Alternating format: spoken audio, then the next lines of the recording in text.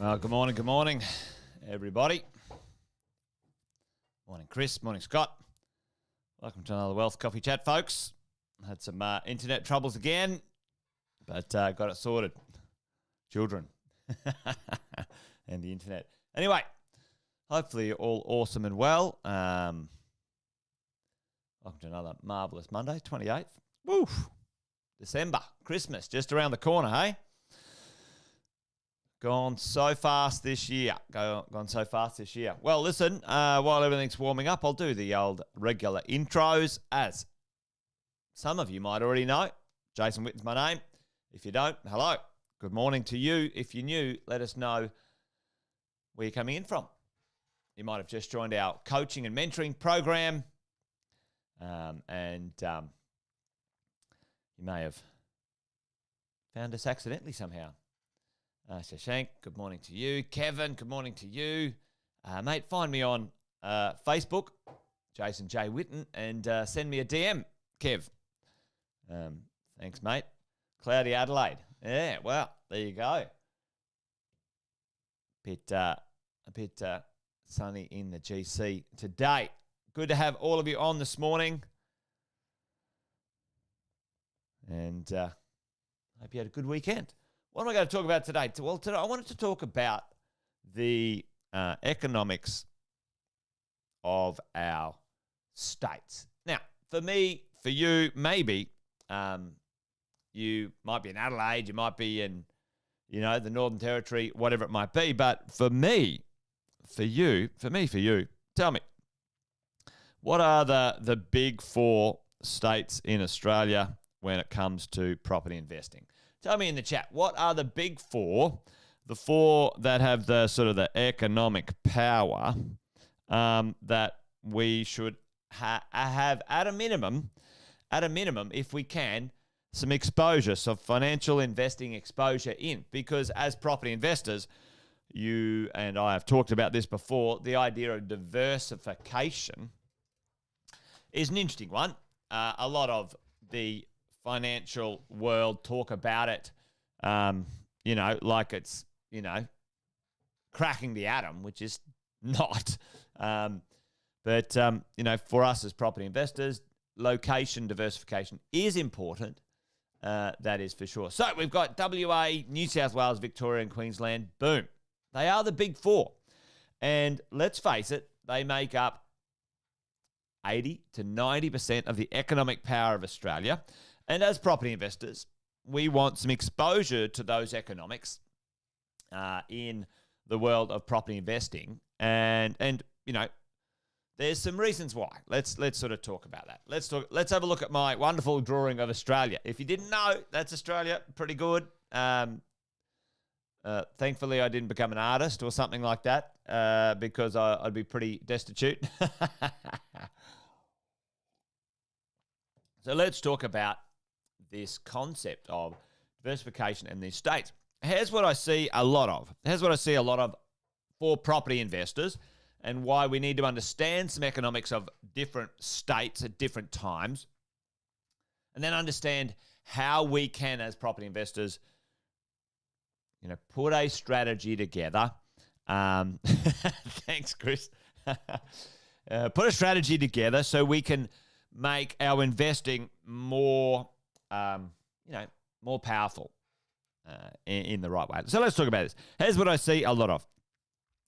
We have someone who might join our coaching and mentoring program. Let's say they live in southeast Queensland somewhere. So usually there's a number of things that by default are planted in this economy, all right? So put them in the chat. If you meet someone for the first time, most people you meet when it comes to their economic exposure, their financial exposure, what are the things? There's 3 to 4 things, depending on who you are and how many people in the relationship. Jeff. 3 to 4 things that most people by default economically are very what do you call focused exposure. Yep, they buy where they live. And, Alison, you're dead right. So what are the things? They own their own home, their principal place of residence is in that one state, okay? They have their jobs in that economy. So let's just call it Brisbane. Let's call it the Gold Coast. They've got a principal place of residence in the Gold Coast, GC. They've got a job in the Gold Coast, GC. If they got a partner or whatever, let's say there's a second job in the Gold Coast, GC, and or often they'll have their business in the GC. And when you add up the financial exposure of that, and then often if they come to us with a little bit of experience or something, they might have an investment property in the GC. All right, so they're fully exposed. So one concentration, their wealth, other than their super, which might be managed by someone else, right? They are 90% single exposure to one economy. 90%. Now, for me, especially when I meet a lot of people, with this day and age, but in this age, we get to meet people from anywhere, all over Australia and the world, to be honest, when it comes to coaching because of the digital experience. Like this, we're having a chat over a Facebook Live, and it becomes even worse when you're in a smaller town. Let's say someone from Mackay or Gladstone or Geelong or whatever. What happens, right? So you get where I'm coming from here. 90% exposure of their wealth in this one spot. Now, when we're all talking, just so you know, that's something we should rectify. Yeah, we should fix. Okay, folks.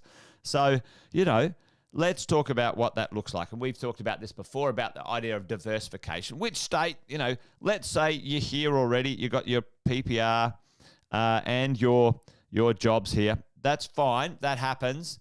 Well, there you go, Jeff. Chris, you've got some interesting things going on. All right. So, that's what I like about thinking about it in this way.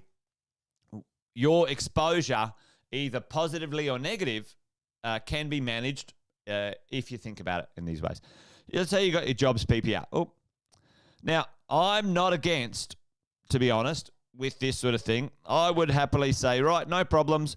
One investment property in, let's say, QLD. All right, we've got the QLD thing going on here. All right, so New South Wales, Vic, WA. Okay. Depending on where you live,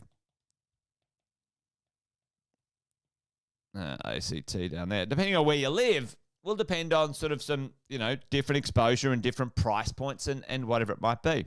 So for this person, let's say this person or this, couple, right, going forward, you need to diversify. You need to get some exposure in another state, another economy, as we go.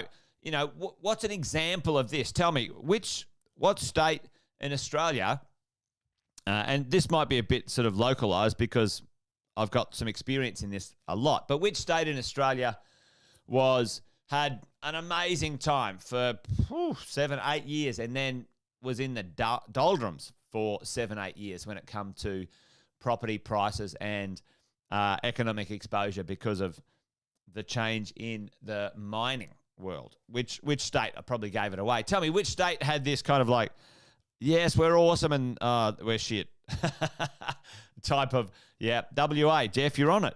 Western Australia. So, I've had a huge amount of clients with massive incomes and, solid ability to purchase. And, they had 3 and 4 investment properties plus their PPR, plus their jobs, all in the WA economy, which went up and down like that, and this down for those investors was very disappointing, all right, where, many other states at that time went up or held their own when it came to the exposure in the marketplace. So for us as property investors, we need to think about it strategically, smartly, and I like the idea of, at least if you can, this process if you can. So, and ACT is kind of like New South Wales. Now, depending on where you are in New South Wales, obviously, Sydney, the horses bolted when it comes to sub $1 million investment properties that are worth buying. But anyway, we'll talk about that. Sam's going to talk about that tonight, folks. Make sure you come along to mentoring tonight. If you haven't already registered, make sure you do. Now, let's have a look at what this means when it comes to the economies right now. Let's look at what's going on. And, if you can see this, we might break it down where it goes. Economic growth, retail spending, equipment investment, employment growth, construction work, population growth, housing, finance, and dwelling starts. Well, let's have a look at the big kahunas, right? The top three here, or the big states. Let's have a look at what's going on with them. Interesting times. And let's have a look at WA. Now, doesn't mean the other places aren't fine if you live there or whatever it might be. But for me, I say stick with the big four. You won't go wrong, all right? And we'll put ACT in there because it's kind of like a litmus test here when it comes to some of this interesting stuff. So let's have a look. Economic growth. New South Wales, not too bad. Vic, okay. Queensland, absolute winner, chicken dinner. All right? Absolutely crushing it when it comes to this stuff, right? Boom. Let's have a look at retail spending. Not too bad. Victoria, absolutely knocking it out of the park, folks. And Queensland, it's okay. Equipment investment. What happens with equipment investment? Like, businesses feel confident to buy machinery, grow their businesses. So, New South Wales, not so confident. Victoria, it's okay. Queensland, let's go. Let's go, right? All right, let's have a look at this. Employment growth. New South Wales, plenty of jobs. The challenge with New South Wales is, doesn't matter how many jobs they've got, the property prices are just beyond most people's reaches. Like, it's ludicrous, right? Vic and QLD, it's okay. Check this out. It's an indicator of something that's going on. And you guys know this. Where do you think this is leading? This is just kind of like reinforcing as we go along. All right. Well, listen, let's keep this thing rolling. Queensland, down. Check out population growth. Yeah, New South Wales, absolute rock star. Queensland. Housing finance, down. Dwelling starts, down. If we have a bit of a look at this team, Queensland has got some pretty strong things going for it. And I'm a big fan of Victoria, and I'll tell you why. Why am I a big fan of Victoria? Well, Sydney, by and large, those prices are bolted on us, right? And so is Canberra. Check out Canberra. It's going well. But you can still see these two folks, Melbourne and Brisbane, are still pretty affordable when it comes to us as property investors for exposure. Sam's going to talk about that tonight, team. Sam will be talking about this disappearing, the affordability factor of property investing. By and large, Sydney proper, you can't invest there anymore. What are you going to buy? A $2 million house as an investment with a 2% yield? Most people can't do that, right? It's gone, mate. It's gone. The horse is bolted. So make sure Melbourne's next on the radar for that, ladies and gents. If you don't have a piece of Melbourne, then you need to. If you don't have a piece of Brisbane proper, you need to as well, right? Anyway, tonight, Sam's going to fill everyone in on that information and what's coming. So make sure you come along. Wealth Coffee Chat done and dusted for me, folks. That's it. A little bit of a late start, but does that make sense? Does that make sense, everyone? Let me know in the chat. Give me a yes or something if it makes sense. Our diversification conversations are important. They also need to be driven by our buying power, our ability to purchase, and where we're exposed at what time. You don't want your personal wealth having full exposure in one small place from a location and economic point of view. Anyway, there you go. All right, team, that's it. Wealth Coffee Chat done and dusted. Join me again tomorrow for another one around about the same time, 8:10. You guys be awesome, be well. Remember, this thing's a marathon, not a sprint, folks.